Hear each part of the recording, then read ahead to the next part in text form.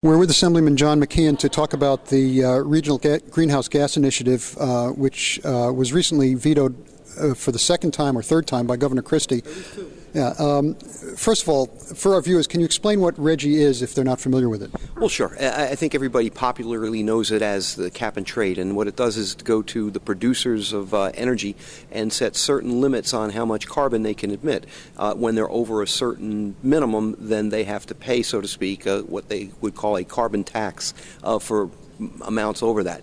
Then that money is put into a fund and it's used for clean jobs in order to promulgate both clean energy and renewable energy, as well as to remediate as it relates to existing homes and businesses to make them more energy efficient. The governor vetoed it because one of the reasons he gave was he said it places a tax on electricity. Could you comment on that? You know, at the end of the day, it produces much more than the taxes per se. You know, it's clearly a dollar amount for those who who pollute, quite frankly, over a certain level. But that money is used and is paid back in spades economically in the form of jobs, in the form of better or less carbon emissions, so thus it is, a misnomer. It actually is a stimulant to the economy. Do you have any quantitative numbers for how many jobs are impacted by RGGI? Well, in the several years that it was in place, it was 1,800 jobs that were created here in New Jersey and about $181 million. In the whole RGGI region, it was much more pronounced than that in the form of tens of millions as well as many, many more jobs. Given the governor's veto, what other initiatives can or should be taken to reduce greenhouse gases? Well, I mean, it's there's no one magic bullet to any of this. I hope that we continue down the path of trying to promulgate incentives as it relates to renewable energy. We know that we just the governor did sign a solar bill that I was one of the sponsors of that will allow the SREC. I don't want to get into all the detail of that, but as the market crashed, to enable the economic incentives to come back again to support green jobs and to support renewable energy. Recently, the Department of Environmental Protection requested the federal government find New Jersey in compliance with regulations on fine particulate matter or soot. You have any comments on that? Yeah, I mean, I think we've been taking, frankly, a giant step backwards as it relates to the DEP and the manner in which that we're being the overseers or stewards of a better environment.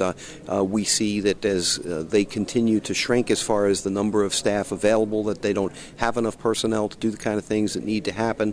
When you talk to folks on the inside, it seems as if the regulations that have long been in place aren't being followed as they did. Look, New Jersey, 30 or 40 years ago was a place that really wasn't a very sound ecological environment because of mistakes in the past. We got on the right path through the efforts of many over the last 30 years, and now it seems in the last two, just based on what our contentions that it will be to our economic benefit, that a lot of these rules and regulations are moving away. We've made a lot of progress, but we need to be more vigilant than ever, and can't use the economy being in the straits that it is as the reason to derogate many years of environmental regulation. What can we look forward to in terms of other legislation between now and the end of the year for economy and specifically jobs related to the economy? Well, I mean, as it relates to anything that we do to promulgate clean energy, and it's very sad what had happened. You talk about a tax on ratepayers.